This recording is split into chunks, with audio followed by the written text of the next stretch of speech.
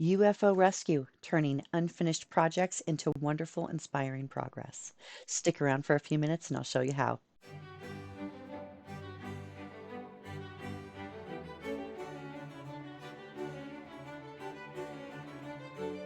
Hi everyone, I'm Paula. Do you have a masterpiece in mind that you'd like to create? I hope that any inspiration and guidance that I show you today will help you along the way. If you like what you see, please hit that subscribe button below. Today, I want to talk to you about UFOs. We've all got them. Those unfinished objects that are stuffed in drawers and tucked in closets and haunting our sewing spaces. Today, we're tackling those UFOs, the ones that now have become uninspiring, frustrating obstacles, and learning how to transform them into works in progress or wonderful, inspiring progress. So if your UFO pile has been weighing you down, don't you worry. By the end of this video, you'll have a plan to tackle them, whether that means finishing them, repurposing them, or finally just letting them go. Now, before we can solve the UFO problem, let's talk about 5 reasons how they could have gotten here in the first place. Number 1, for me, is creative block. There are quite a few emotions that can drain creativity, making it hard to feel inspired or motivated. Number 2 is process challenges. Maybe the project became too boring or difficult. Maybe you hit a roadblock and you weren't sure what to do next. Whatever the case, it can lead to self-doubt, anxiety, boredom, and burnout. Number 3 is we could have made some wrong choices. Maybe those fabric patterns that we chose aren't meshing well. They might be a little loud, too busy, or the colors aren't working for you. It all leads to frustration and stress with our project. Number 4 is material and supply challenges. Ever run out of fabric mid-project? Realized you still needed to buy batting, backing, and binding? That can cause a project to stall for months, which causes anxiety and frustration. And number 5, mistakes happen.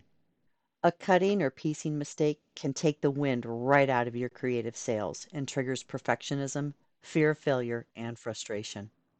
Now, let's talk about why we keep these UFOs even around. What are we telling ourselves that makes us hold on to them? Most of us fall into either one or more of these categories. The someday excuse. Someday I'll finish this. Someday I'll feel inspired again. But when is someday? Then there's, but I like this project. Well, do I love it enough to finish it? Or is it just taking up space? One of my favorites. I spent too much money on this, but does holding on to this project really make me want to finish it or just feel guilty about it? Here's another one. It's supposed to be a baby gift, but the kid's in high school now. A wedding quilt, but the couple divorced 5 years ago. It's sentimental. Sometimes unfinished projects hold emotional weight, like a gift for someone who's passed away. If looking at it brings sadness, is there a way to honor their memory without keeping it unfinished? I think it's time we change all of these narratives. Now that we've uncovered how UFOs happen and why we keep them, it's time to take action. I've created a simple worksheet, the UFO Rescue Plan, to help you make clear decisions about your unfinished projects. Here's how it works. If you're enjoying this video, don't forget to give it a thumbs up, post a comment in the comment section below, and turn on that notification bell so you don't miss a single step in future videos. Love what you see? Don't forget to join me live on Twitch for interactive tutorials and real-time fun, Monday through Wednesday. You'll find my channel link in the description below. Here's how it works. Fill out one form per project. When you first look at your project, assess your gut reaction. If your gut says, I love it, or I'm not sure, then highlight either one. Next, list 5 remaining tasks and estimate how long it might take you to complete those tasks. Identify any missing materials and estimated cost associated with them. If your gut reaction is, I don't want to finish this, that's simple. I've given you 4 choices to choose from. Either sell it, donate it, cut it up as crumbs, or salvage what you can and throw the rest away. If your gut reaction was that you are unsure about your project, I've included a worksheet that asks you key questions that can help you make a decision. Did I enjoy working on it? Did I make poor fabric choices? Was it too difficult? Did I make a construction mistake? Was there a reason why I was making this and it's no longer needed? Is it worth my time and money to finish?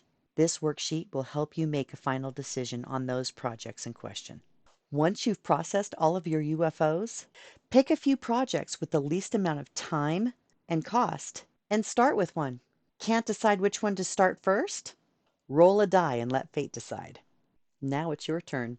Download the UFO Rescue Plan worksheet in the description and start tackling your unfinished projects today. In the comments below, what is the oldest UFO that you have in your stash? And are you ready to rescue it? Thank you so much for watching. I appreciate each and every one of you, and I can't wait to see you next time. Until then, take care of yourselves and each other. Happy quilting. Bye, everyone.